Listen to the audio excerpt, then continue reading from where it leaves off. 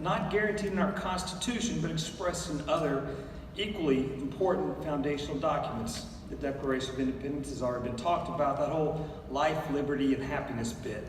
So for this debate, and because they could find no other physician bereft of soul enough to argue that healthcare is merely a disposable commodity, here I stand.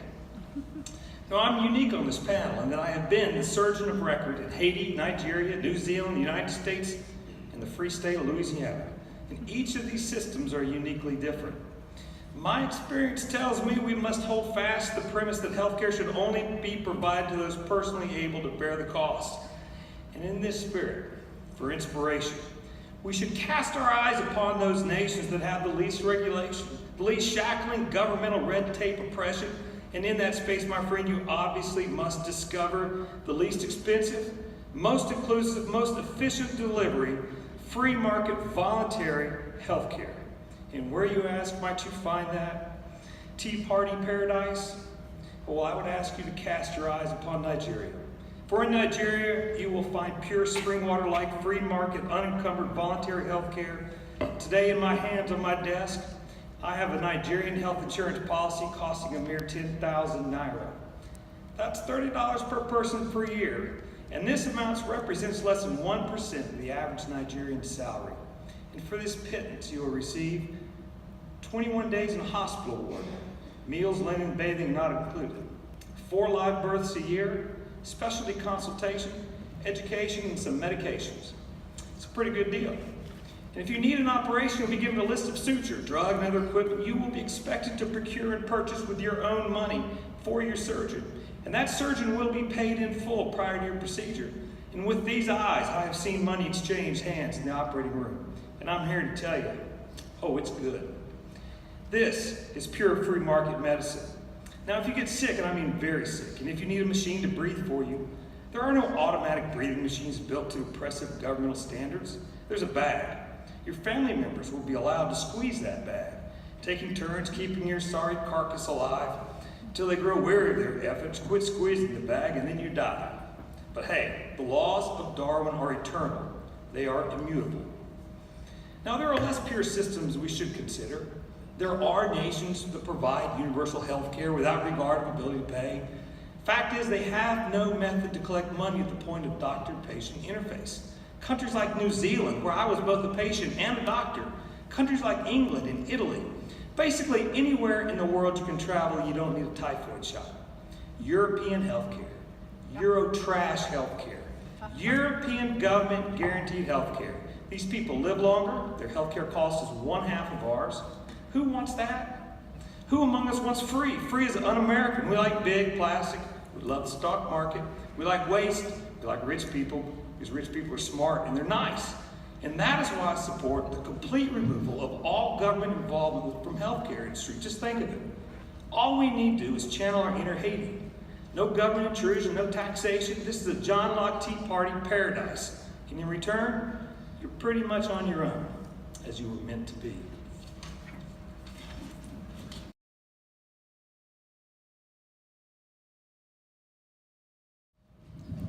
I have a question for my colleague, my doctor colleagues who are clearly on the other side of this aisle for me.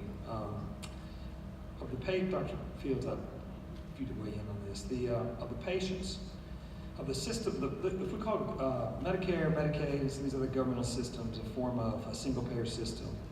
We compare that with private insurance, which I understand you had a small experience with recently, and perhaps self-pays. Can you tell this group here, which one of these payment systems do you think are the most intrusive into your doctor-patient relationships? Which one of these systems most interfere with doctor-patient relationships? And I'd like all the physicians on this to weigh in on that if they could. So keep it short.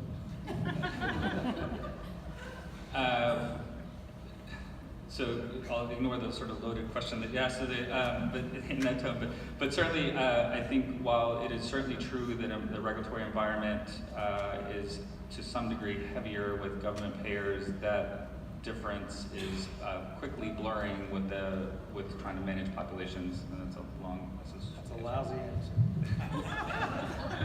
It's called value-based payments. So my experience is that private insurers are much more intrusive.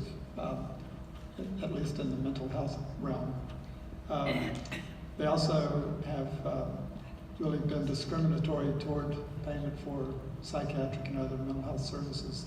They pay significantly less than Medicare and Medicaid pay at this point. Can a psychologist speak to your question? Time's up.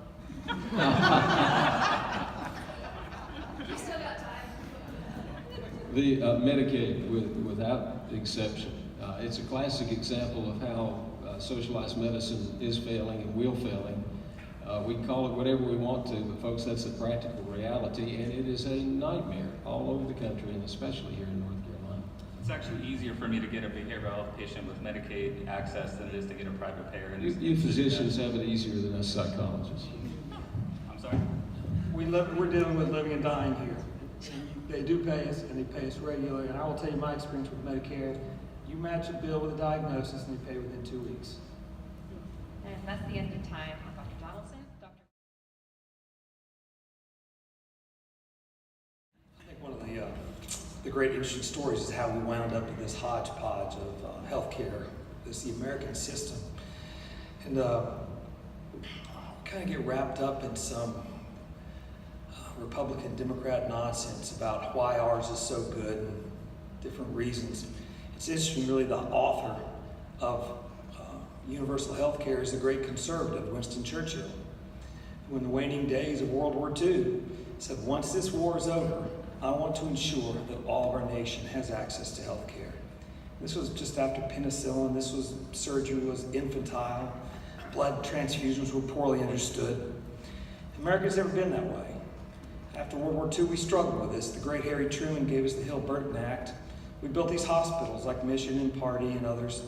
Those hospitals had to meet some requirements. One of them was they had to be economically viable. They didn't want us to build a hospital somewhere it didn't make sense.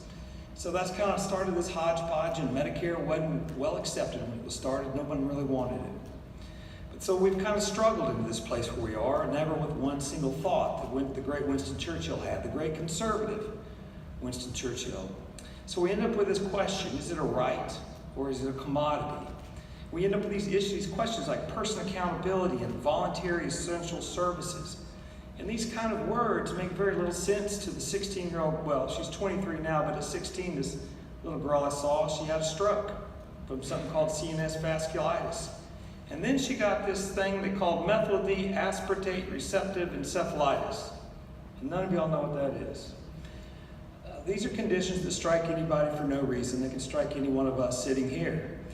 I think as a great nation, as a Christian nation, I mean, that's part of a Christian, part of our fabric. Luke was a physician. And Jesus, of course, the great physician. We ought to, at some level, begin to recognize this is a part of who we are and needs to be the fabric of our community. It ought to be something that unites us and not divides us. If we're going to make healthcare truly a commodity where you must pay, then we're going to need to put armed guards in our emergency rooms and Constantine razor wire. I don't think we'll have many volunteers for that position. And the notion that pure free market will lower these prices is ludicrous. Go to your endodontist. See how cheap a root canal. There is no government intervention. There are no government requirements for the dental work. That is a free market system, and root canals cost $2,000. I know. So I believe as a people, we need to ensure that when we come to the least of the, we're all going to face the position we cannot speak for ourselves, that we have adequate care, that we have compassionate care, that someone can clean the nooks and crannies of our bodies that need to be cleaned, including the great Dr. Mumpower. Thank you, I'm done. Thank you, Dr. Donaldson.